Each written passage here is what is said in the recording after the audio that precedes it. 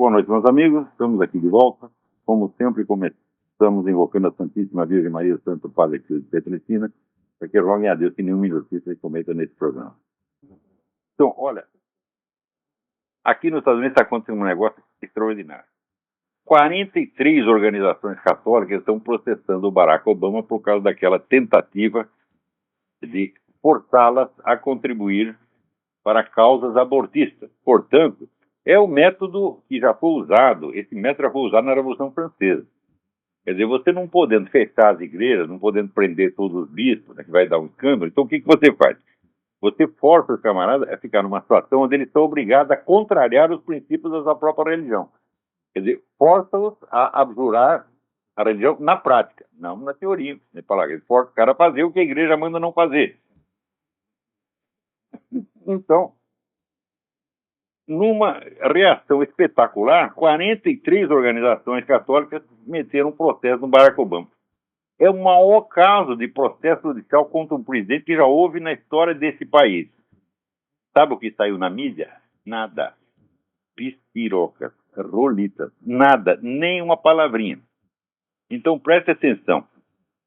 Não é que existe ocultação na mídia, não é que existe viés esquerdista, não. Isso tudo são modos antiquados de descrever a situação. O que acontece hoje é, sem exagero nenhum, isso aqui é descrição científica que eu estou fazendo, que a principal função da mídia é a censura. Tá? Prestem bem atenção. Tá? A função essencial, prioritária da mídia é a ocultação do que não convém aos 6 grupos que dominam a mídia americana e acho 2 ou 3 grupos que dominam a mídia no Brasil. É menos ainda do que aqui.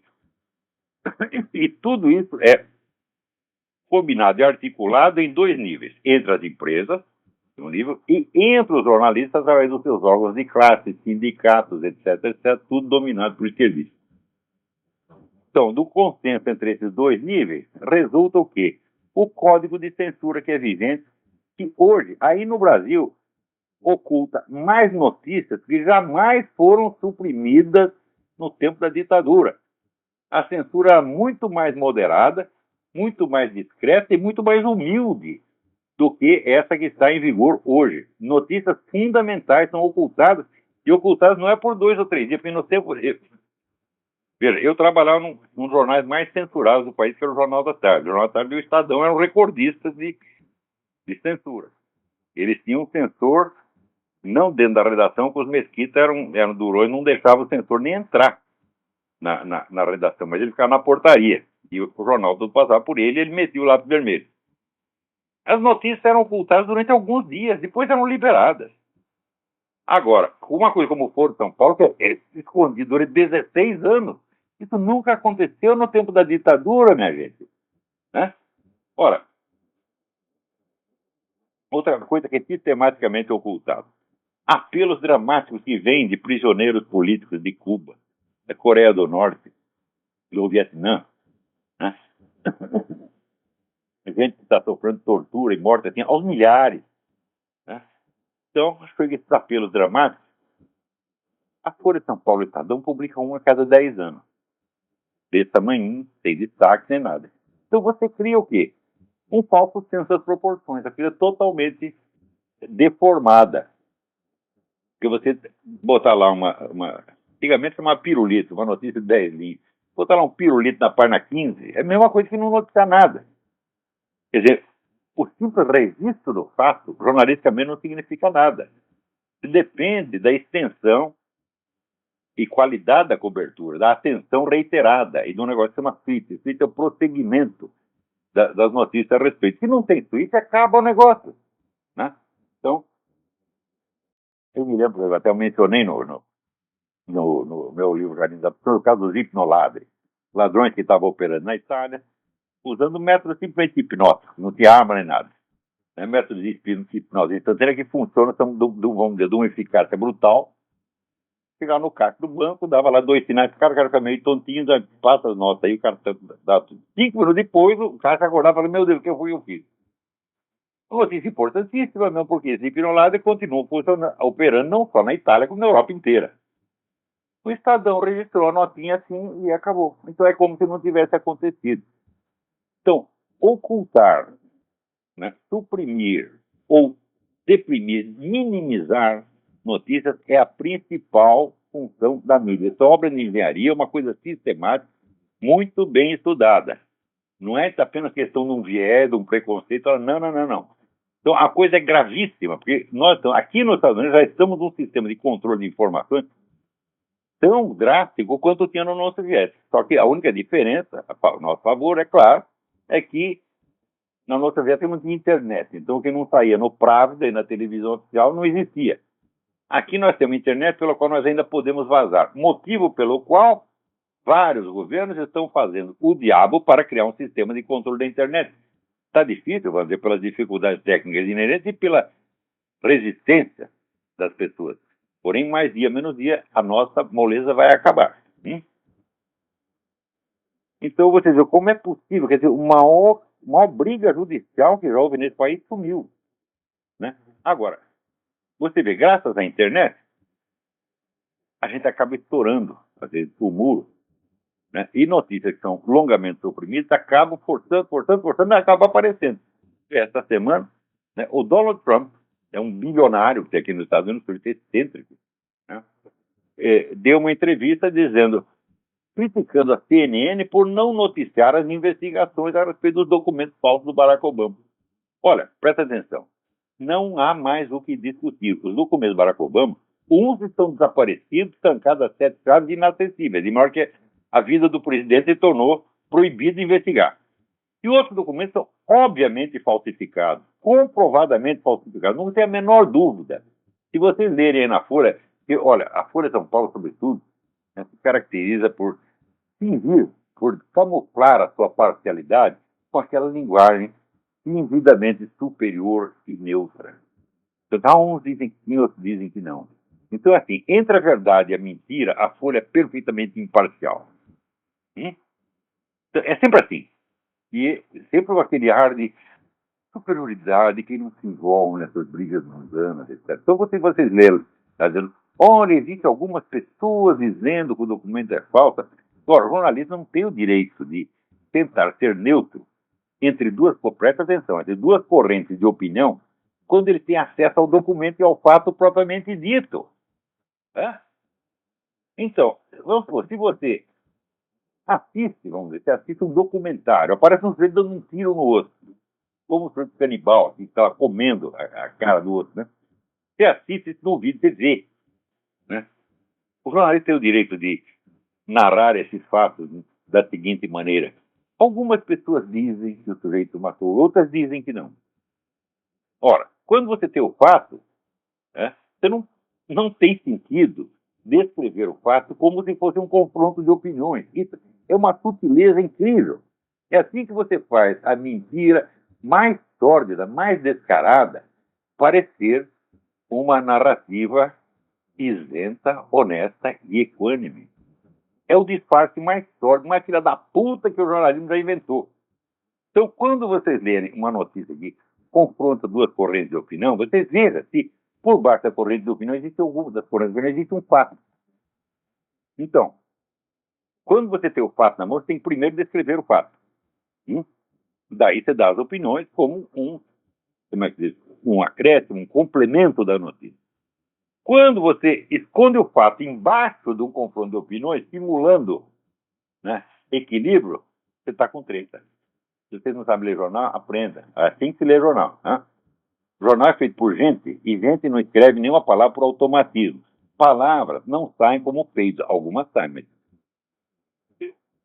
só no parlamento. Né? Mas o sujeito, quando escreve, alguma intenção ele tem. E ele reflete ali a educação que ele recebeu, as opiniões do seu grupo de referência, quando não do grupo político em que ele milita ou do qual é simpatizante. Então tem que aprender a ler a ideologia por baixo do texto. E um dos critérios é esse. Quando você lê a notícia, que parece uma notícia equilibrada, porque confronta duas opiniões, né? Veja se o que está em questão são apenas opiniões mesmo, ou se há um fato. E o sujeito está ocultando o fato por baixo de uma discussão de opiniões. que é precisamente o caso dos documentos do Barack Obama. Não há discussão a respeito da falsidade dos documentos do Barack Obama. A falsidade está comprovada. Espera aí, um momento, tem um sujeito cortando a grama aqui, está fazendo um barulho desgraçado. Esse barulho não é daí, é do de fora. É.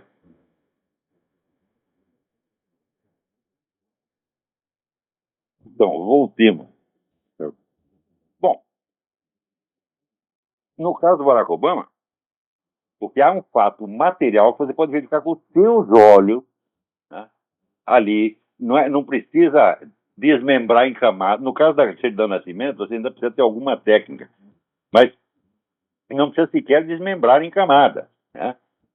No caso do alistamento militar, não tem camada, não é igual no caso do superposto, é um carimbo que foi falsificado. Pior ainda, hoje o Felipe Arpaio mandou os seus investigadores lá para o Havaí para ver se conseguia finalmente destampar o encantado original da certidão de nascimento, que todo mundo fala, mas ninguém mostra. Né? Só mostrar aquela cópia eletrônica que apareceu aquelas duas cópias eletrônicas. Primeiro a versão resumida e depois a versão completa. As duas falsas.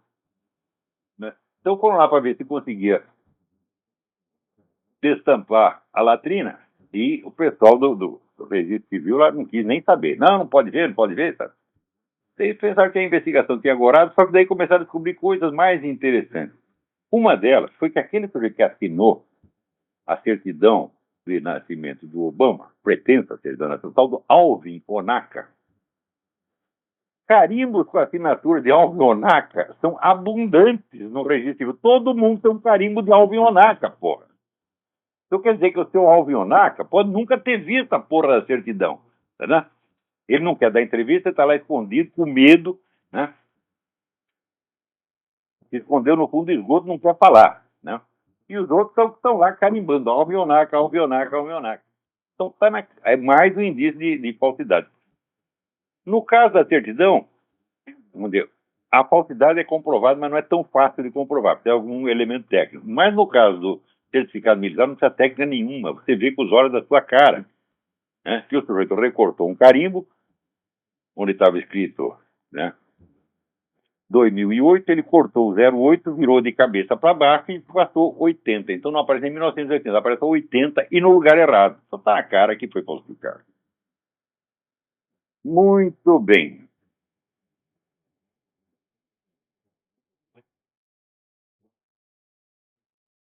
Vamos ver aqui.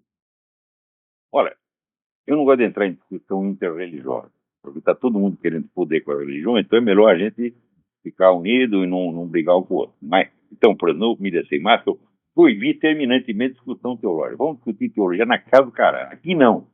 Né? Não fica aí. O pessoal se inflama e começa a falar besteira, acusa o protestante, acusa o católico, não sendo filho, o católico acusa o protestante. O negócio vai crescendo, daqui a pouco vira que nem aqueles concílios da Idade Média, os caras estão tudo trocando tapa, porretado, tiro não tinha na época, felizmente. Né? Então, eu não gosto disso. Mas, como na semana passada eu falei negócio das aparições de Quiberro, na semana passada, uma das semanas passadas, um monte de gente me manda carta mal criada, né? Falando, não, Nossa Senhora não está com nada, ela é apenas um vaso de que Deus serviu para gerar Jesus Cristo, ela é como qualquer uma de nós. Eu digo, é como qualquer um de nós, meu filho. Ah, que legal. Então é o seguinte, você tem um filho, desde pequenininho, o seu único filho lindo, né, que ainda nasceu miraculosamente, você tem aquela joia nas mãos, e daí alguém te avisa, olha, quando ele crescer, vão matar, torturar, acabar com a vida dele. Então, a mãe já está criando aquele filho desde pequenininho com aquela angústia. Depois você vai ver o seu filho ser torturado, apedrejado, humilhado, cortado em pedaços, tá entendendo? Sangrando na sua frente, você vai ver tudo isso. E você vai continuar dizendo, Senhor, faça conforme a sua vontade. Quando você fizer isso, todo desgraçado, daí você pode dizer, a Virgem Maria é como qualquer um de nós. Tá?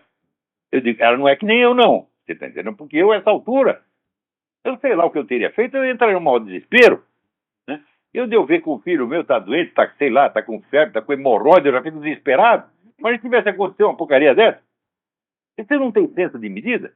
Agora, para vocês que são protestantes, evangélicos, olha, vocês não se preocupem com a Virgem Maria, por quê?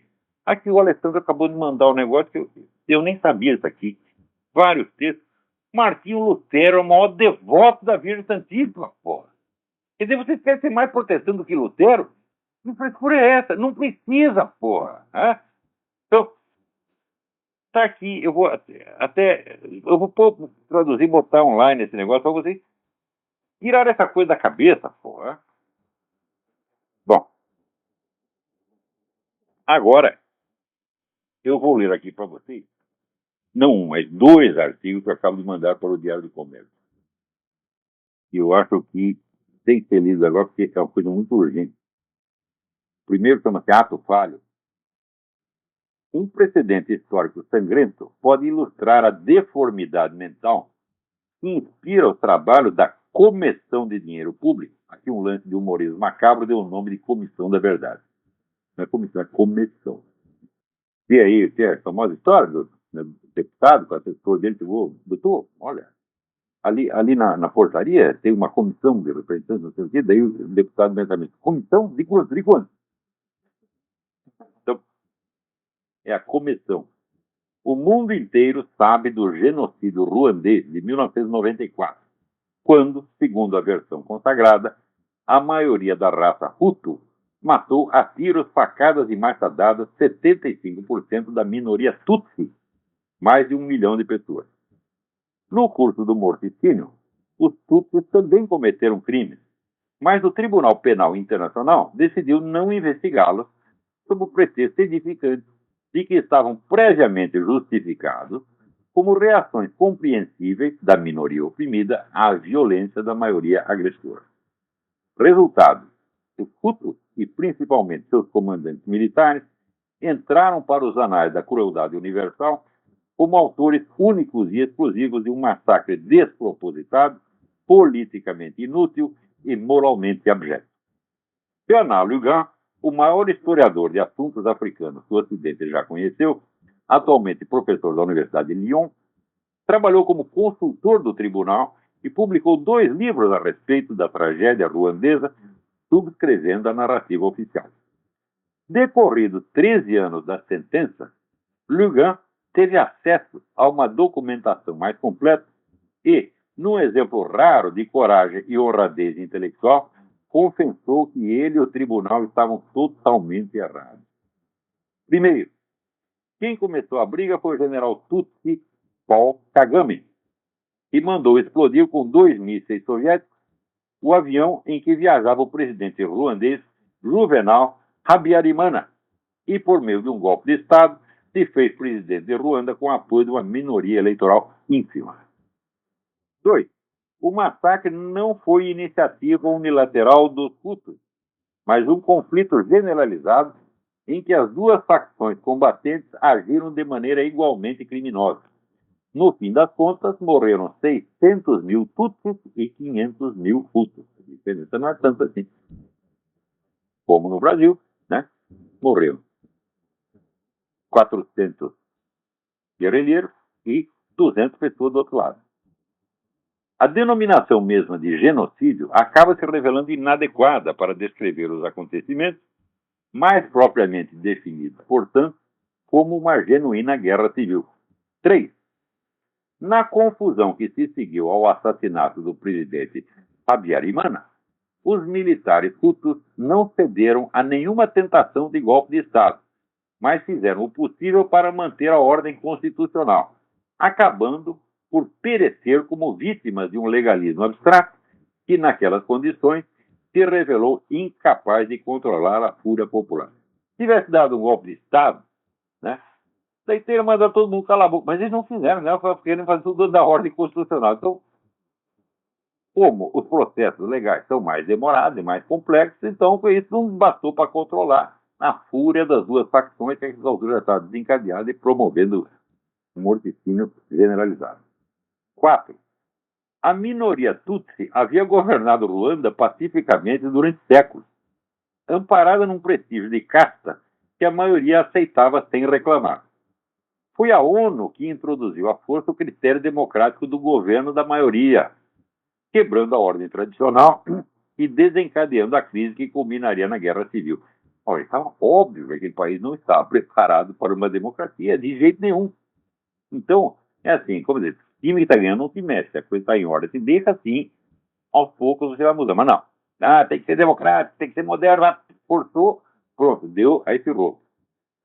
O resultado final do conflito foi a derrota da democracia impossível e o retorno ao velho sistema africano do governo de casta, só que agora com apoio da própria ONU.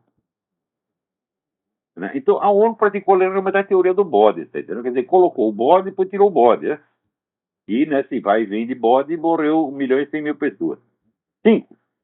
A pressão do movimento anticolonialista internacional, em que a União Soviética e os Estados Unidos se deram as mãos numa estratégia conjunta para a destruição das potências coloniais europeias, forçou o exército francês a se retirar de Ruanda em dezembro de 1993, deixando o país à mercê de tropas nacionais, obviamente incapazes de manter a ordem. 4 meses depois, começava a Guerra Civil, que jamais teria acontecido se os soldados franceses ainda estivessem ali presentes. Só que bonito, anticolonialismo, nós vamos libertar as nações. Liberta as nações e entrega elas para o caos, para forças internas incontroláveis, que só eram mantidas em paz pela presença do exército colonial. Né? Então, em alguns desses países, onde um processo de modernização teria que levar 100 anos, no mínimo, agora tem que fazer agora, porque é mais bonito, você vai por esse ideais abstrato, olha a merda que você faz. Né?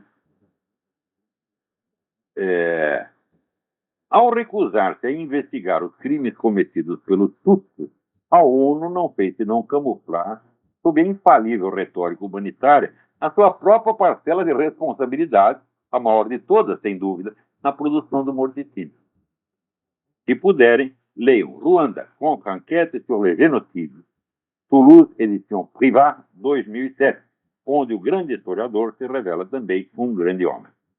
Mutatis mutandis, a coisa mais óbvia do mundo é que o golpe de 1964 no Brasil nunca teria acontecido se o presidente João Goulart não tivesse se acumpliciado a Fidel Castro nos seus planos de revolução continental, chegando a acobertar as guerrilhas que já em 1963 estavam em plena atividade no Nordeste brasileiro, orientadas diretamente desde Cuba e sob a direção local do chefe das Ligas Camponesas, Francisco Julião Presidente.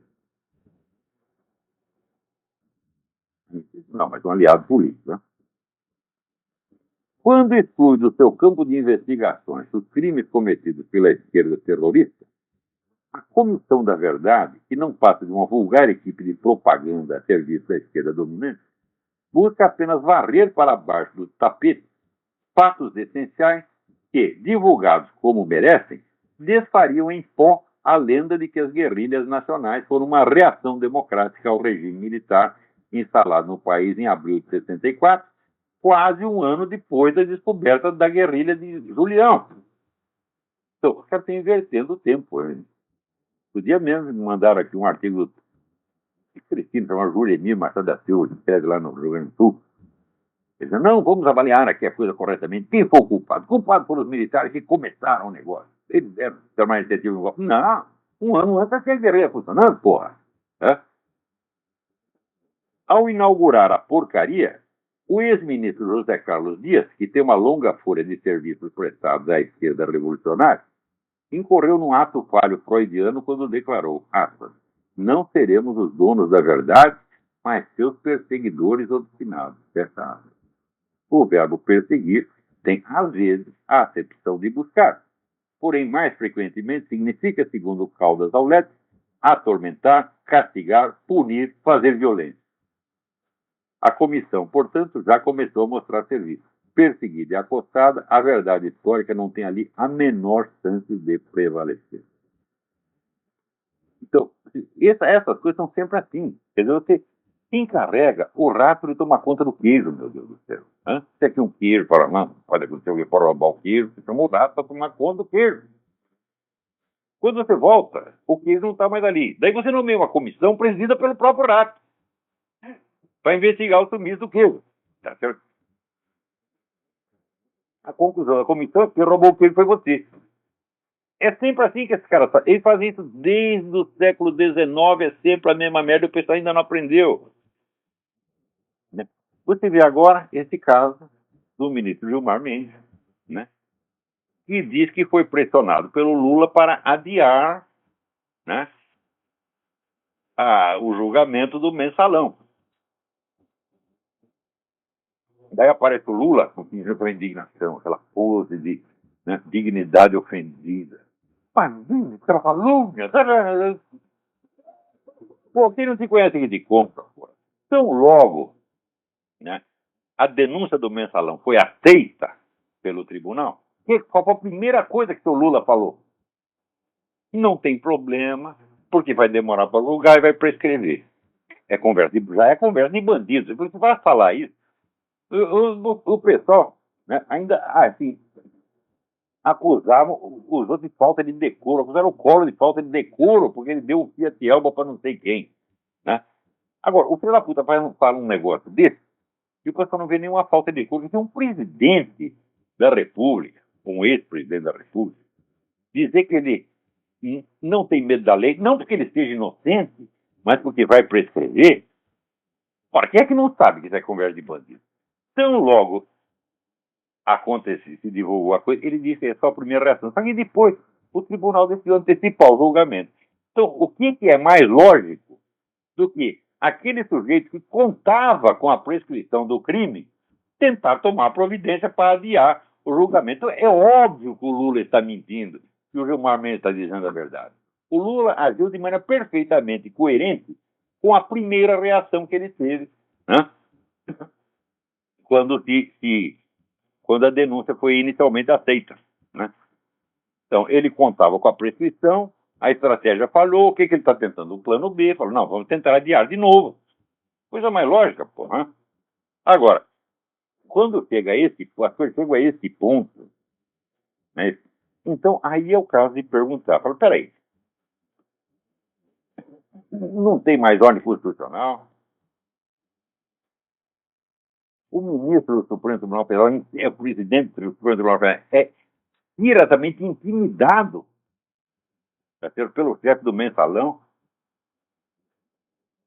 Mas espera aí, não tem mais lei, não tem mais nada, absolutamente nada. Quer dizer, veja, o Lula tomou o poder dizendo que ele não escondeu o que ele ia fazer.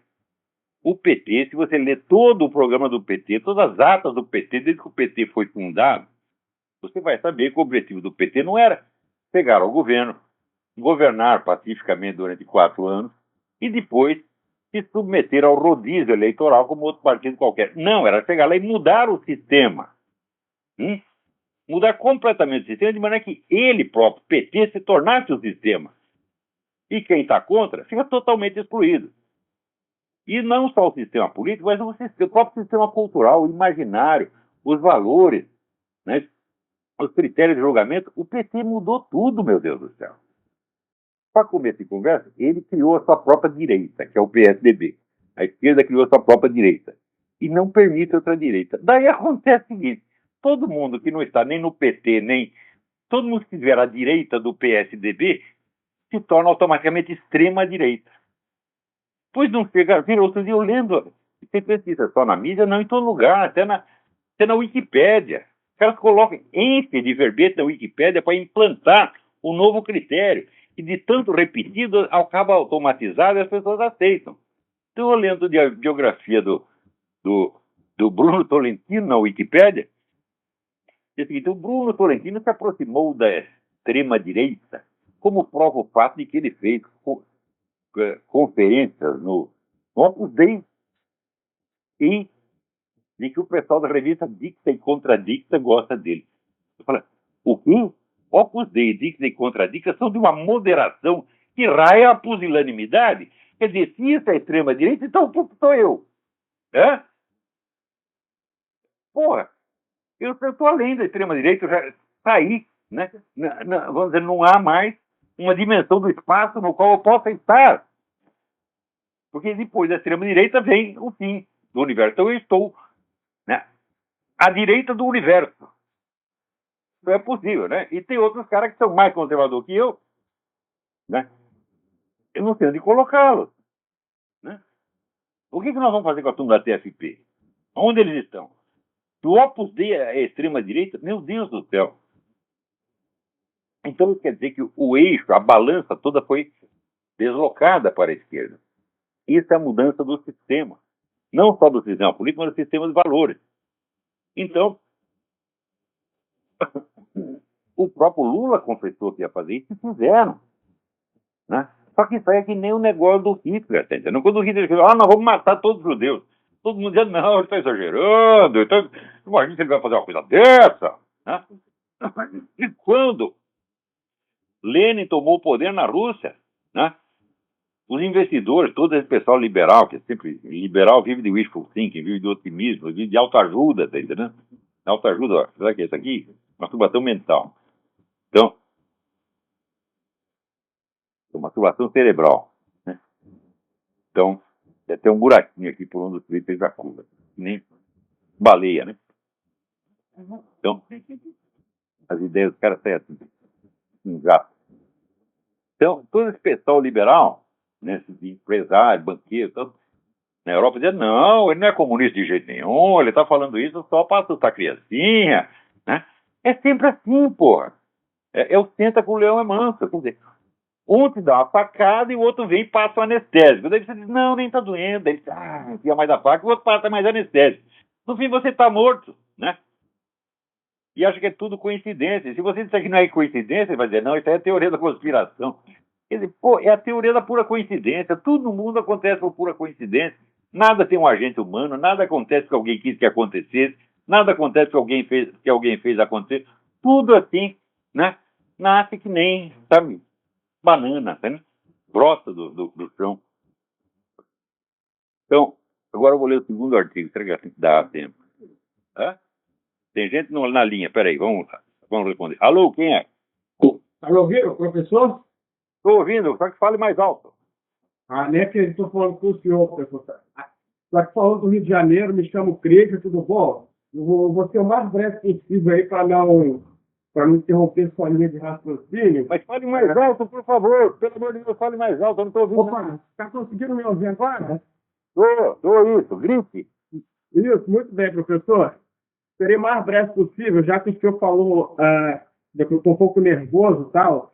Olha só, o senhor falou da questão do PT, né? Que ele criou todo um sistema para ele não sair do poder. Sair do poder não dá mais.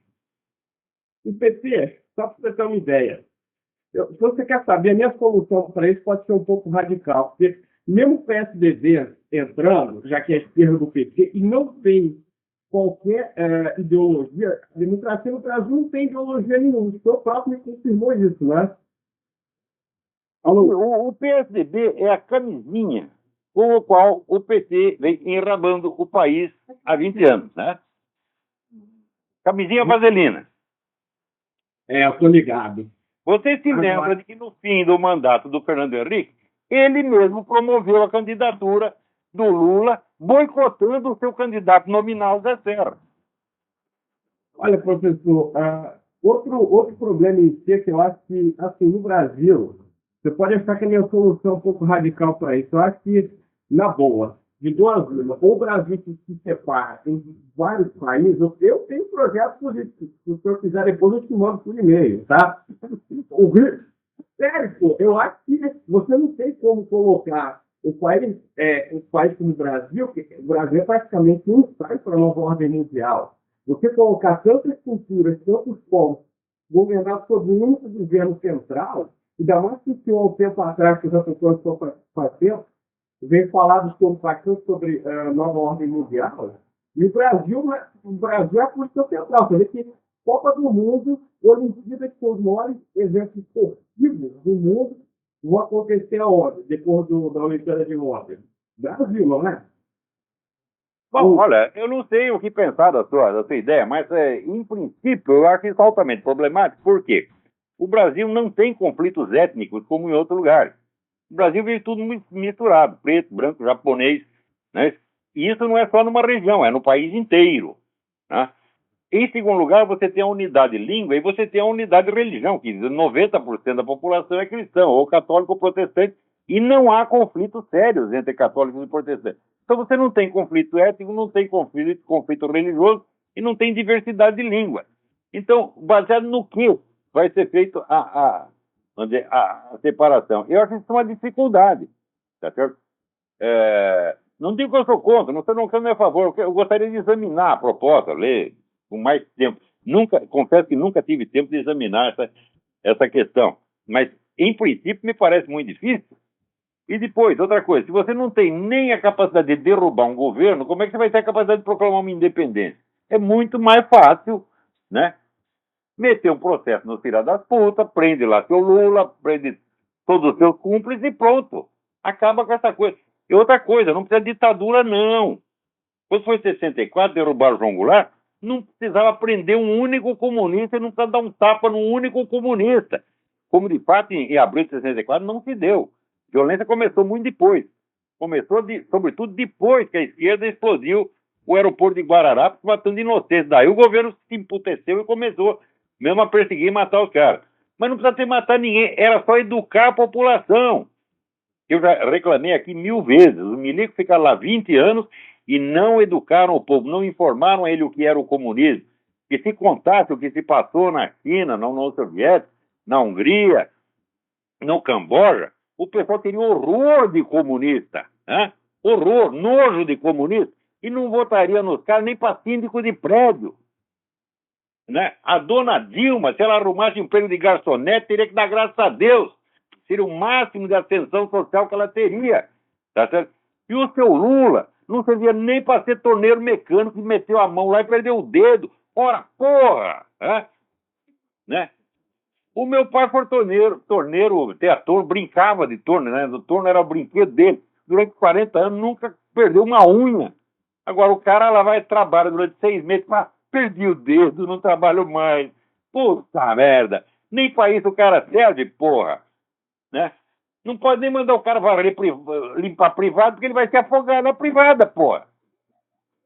Mentalmente disformes, caricatos, que a gente tira do fundo do lixo e promove esses tipos, como Adolf Hitler. Né? Como é que o cara subiu? Subiu porque tá tudo aqui, todo mundo confuso. O meu artigo que eu vou ler vai te explicar a raiz da confusão. Tá certo? E o pessoal não sabia mais julgar nos diferenciais e bugalhos. Então você viu o Lula fala, eu cansei de votar em pessoas qualificadas, agora vou votar, cansei de votar nos melhores, agora vou votar no pior para ver o que acontece. Foi assim mesmo que votaram no Lula, porra. Quer dizer, um ato de desespero e loucura. E daqui a pouco você se acostuma com a loucura e você não sabe mais voltar atrás. Então, o que tem que fazer é processar esses caras dentro da lei e esclarecer ao povo o que é o comunismo e mostrar a culpa que a esquerda nacional tem pelo que os seus cúmplices e ajudantes fizeram em outros países. Porque você não pode esquecer, o movimento comunista é uma coisa só no mundo inteiro, ele tem unidade. Se você for ver assim, só o que a esquerda fez no Brasil, bom, ela fez um bocado de merda. Mas, escuta, o tempo todo eles estavam colaborando com Cuba, com a China. Quantos brasileiros foram lá para aprender guerrilha na China, porra? Quantos não são agentes do serviço secreto chinês? Nada disso é investigado. Então você oculta, né, 90% da atividade deles e daí eles ficam parecendo só vítimas inocentes. Tá certo? Então, já falei aqui o caso daqueles 100 e tantos jornalistas que, segundo Ladislau Bispo, chefe da KGB no Brasil, estavam na folha de pagamento da KGB em 64. Cadê os nomes dos 100? Eu propus que mandasse alguém investigar isso nos arquivos de Moscou. Falei com gente do exército, falei com empresário, falei, a gente precisa só um pouco de dinheiro. Tinha lá um historiador russo que fala português, se prontificando a investigar isso. Os caras não deram um puto tostão, que eles não querem saber. Né? Enquanto a esquerda investiga tudo, abre tudo quanto é latrina, né? O pessoal conservador não quer saber. É tudo avestruz, enfia a cabeça no buraquinho para dizer que tá tudo bem. Só quando enfia a cabeça, levanta a bunda. E daí você sabe o que acontece, né? Então, aí tem mais alguém na linha aí. Alô? Olavo, Oi? você está me ouvindo? Aqui é Marcos, de Belém do Pará. Estou ouvindo bem, Marcos. Tudo bem? Tudo bom, professor? É uma oportunidade muito interessante ter essa primeira conversa com o senhor pelo Skype, né? Há muitos anos, todos os seus programas eu tenho gravado, Obrigado. desde das conversas com o Garganta de Fogo, né? Não me lembro o nome do rapaz. É o Yuri Vieira, não era? O Yuri Vieira. Foi quando eu comecei a despertar, né, da minha cegueira de visão esquerdista, como quase todo brasileiro é vítima na maior parte da sua vida, né? Para compreender o real contexto do que nós vivemos hoje, né? Então, o senhor foi É. uma valia muito, muito grande, né? Para que eu pudesse alcançar esse entendimento, né? Eu, como muitos brasileiros, com certeza lhe agradecemos muito. Então, eu gostaria de fazer uma pergunta também e também deixar um comentário do professor. A pergunta seria: quais poderiam ser as perspectivas do Islã no contexto de um governo mundial e de uma religião mundial? Sendo o Islã monoteísta, como seria a relação com a religião mundial sincretista e esotérica? O Islã seria solapado, ou seria absorvido, ou haveria um conflito, né? Bom, Pois não. é o seguinte: o Islã se divide em dois andares. Você tem o Islã exotérico popular, né? Que é a Sharia, e você tem um andar superior mais discreto. Não é secreto, mas é discreto, que é Tariqa, o caminho, que é o Islã esotérico, onde estão lá os grandes intelectuais, os grandes pensadores, os grandes estrategistas do Islã. O Islã esotérico, ele se adapta a qualquer religião do mundo. Né? Ele tem excelente diálogo com todas as religiões, porque ele quer manipular todas. Né? Eu mesmo conheci um sheik muçulmano que ele dirigia grupos católicos, grupos ortodoxos, grupos budistas. O cara era uma espécie de papa interreligioso. O Islã domina o campo das religiões comparadas em quase todas as universidades europeias. Né? Porque o Islã entende que o profeta Maomé foi o selo da profecia. Quer dizer, Deus teria enviado 144 mil profetas antes de Maomé o último. Então ele culmina e ele absorve tudo. Então a ideia do Islã não é se opor às outras religiões, mas ao contrário, absorvê-las e dominá-las desde dentro. Então não haverá conflito, eles já estão fazendo isso. Existe o livro do Sylvain Besson, B-E-S-S-O-N, La Conquête de l'Occident, a conquista do Ocidente. Leia lá o documento com plano de ocupação mundial islâmica que foi descoberto na casa de um banqueiro que financiava lá a Al-Qaeda, a Hamas, essa coisa toda. Os caras prenderam o banqueiro e descobriram lá esse documento que dá o plano inteiro. E está lá esse plano, vamos dizer, da integração das religiões. Ora, o pessoal da ONU está também tentando a integração das religiões. Inventou uma religião biônica que comporta tudo. Então, quando você vai ver no Islã esotérico, o Islã esotérico também comporta tudo. Então, vamos dizer, é besteira pensar que o que caracteriza o Islã é o fanatismo. O fanatismo é só para a massa popular. A elite é muito mais flexível, muito mais engenhosa. Assim como tem gente que imagina que comunista é aquele tipo doutrinário que quer a socialização dos meios de produção e se dedica a esse ideal, quando o comunismo nunca foi assim. O comunismo, o movimento comunista, é de uma flexibilidade dialética absolutamente infernal. Ele se adapta a tudo. Né? Então, tanto o Islã quanto o comunismo são movimentos, vamos dizer, que têm uma plasticidade, uma capacidade de adaptação absolutamente alucinante. Tá certo? E é aí mesmo que eles fazem os outros de trouxa. Essa é a minha resposta. Então, peraí, tem mais alguém na linha? Eu não vou conseguir ler esse artigo? Pô. Não vou ler coisa nenhuma. Vocês que leiam no Diário do Comércio, se quiser. O artigo chama-se Longa Noite. Alô, quem é? Oi, Olavo, boa noite. Boa noite, quem é? É Paulo, eu estou no Rio de Janeiro, mas eu sou de Santos. Vamos lá. Paulo, tudo bem? Tudo ótimo, professor. Eu só queria acrescentar, o senhor falando de todos os crimes do comunismo, e o senhor esqueceu de mencionar os 50 mil mortos por ano no Brasil, nos últimos 40 anos. Sem dúvida. Olha, 50 mil mortos por ano que acontecem no Brasil, 50 mil homicídios, são culpa direta do governo. E culpa direta de toda a esquerda, que há 40 anos é amarrando a mão das autoridades, tá certo? Defendendo bandido de tudo quanto é jeito, dando mais direito aos bandidos do que aos cidadãos honestos, né? Desarmando a população para que ela não tenha meios de defesa. A coisa mais provada que tem aqui nos Estados Unidos, já se provou 1000 vezes. Onde a população tem mais armas, acontece menos crimes, porque ninguém é trouxa. Né? Eu mesmo estou falando, eu me livrei de 4 bandidos que têm invadido a minha casa, quando eu morava lá perto do Duque de Caxias. Se eu não tivesse armado, eu estava podido com PH. PHODIDO. Né? Então, quer dizer, esses caras, eles promoveram, vou dizer, promover o banditismo faz parte da estratégia revolucionária desde a Revolução Francesa, meu saco! E o pessoal conservador ainda pensa, não, isso são erros que o governo cometeu. Falo, não, não é erro, é um acerto. É erro do ponto de vista da administração normal do país, mas do ponto de vista da estratégia revolucionária é uma coisa acertadíssima e que funciona.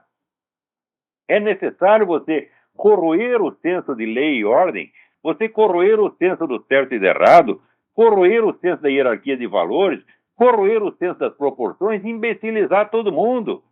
Isso é absolutamente necessário num processo revolucionário. É jogar lama na água para que ninguém veja nada, porra. Né? Então, olha, eu não vou ler o meu artigo, mas vou só comentar. É sobre o sumiço da literatura brasileira. O Brasil é há 30 anos um país sem literatura superior. Há 30 anos não se publica um romance, uma novela, uma peça de teatro que vale a pena ler.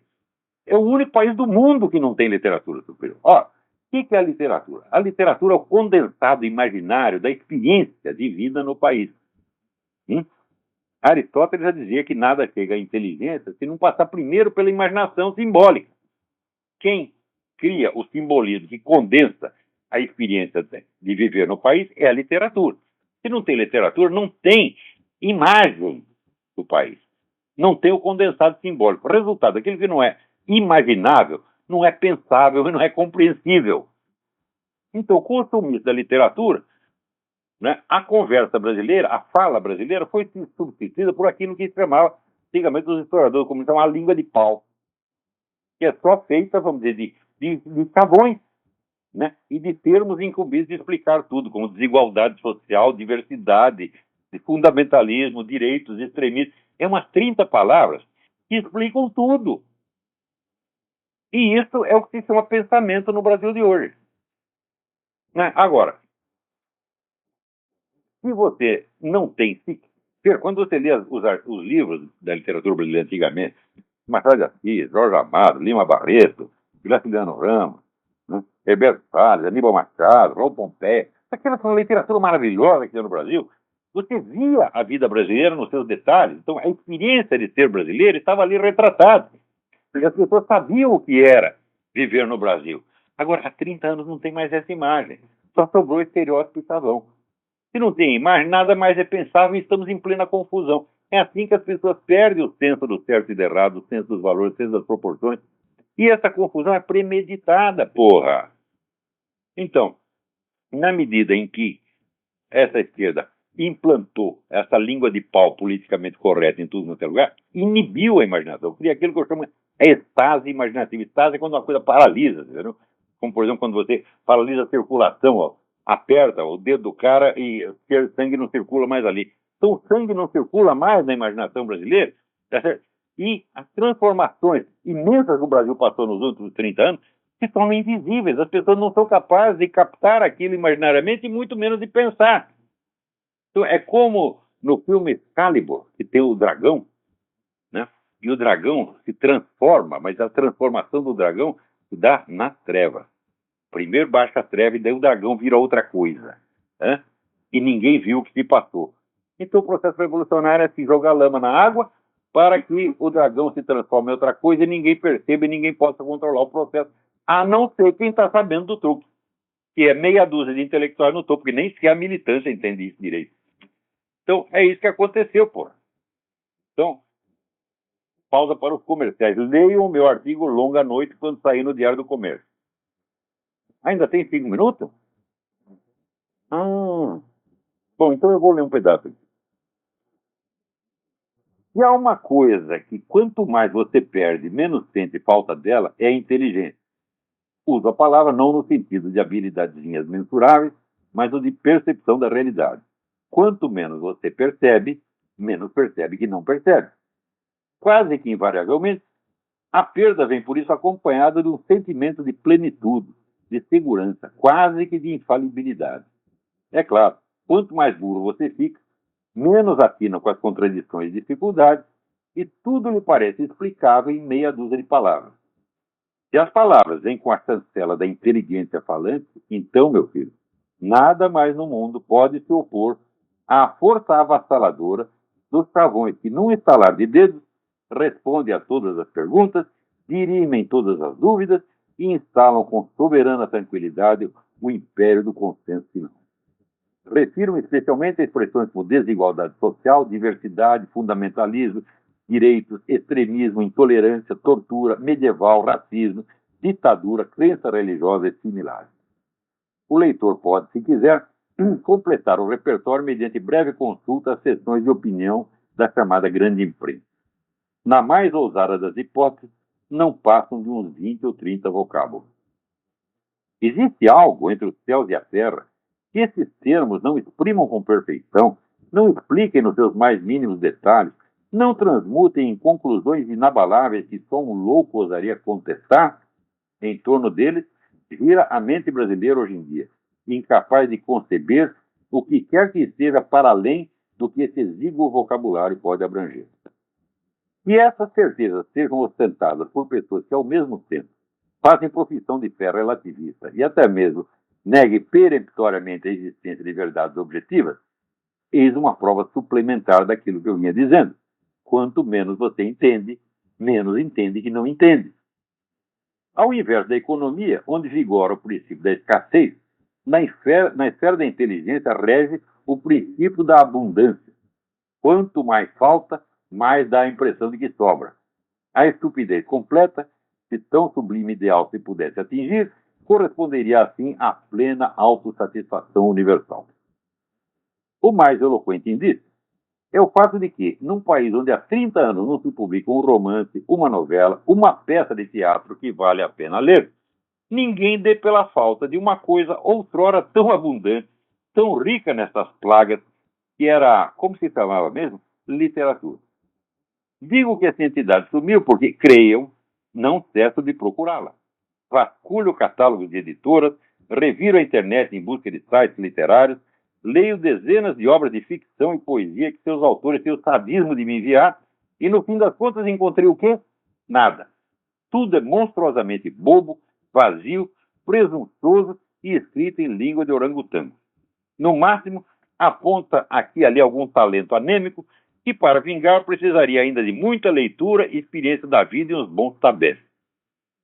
Mas, assim como não vejo nenhuma obra de literatura imaginativa que mereça atenção, muito menos deparo nas resenhas de jornais e nas revistas de cultura que não cessam de aparecer, com alguém que se dê conta do descalabro, do supremo escândalo intelectual, que é um país de quase 200 milhões de habitantes, com uma universidade em cada esquina, sem nenhuma literatura superior. Ninguém se mostra assustado, ninguém reclama, ninguém diz um ai. Todos parecem sentir que a casa está na mais perfeita ordem, e alguns até são loucos o bastante para acreditar que o grande sinal de saúde cultural do país são eles próprios. Pois não houve até um ministro da Cultura que assegurou estar a nossa produção cultural atravessando um dos seus momentos mais brilhantes, mais criativos, media de certo pelo número de shows de funk. Estão vendo como no reino da inteligência a escassez é a abundância? Mas o pior não é a penúria. Quantos minutos temos? Eita!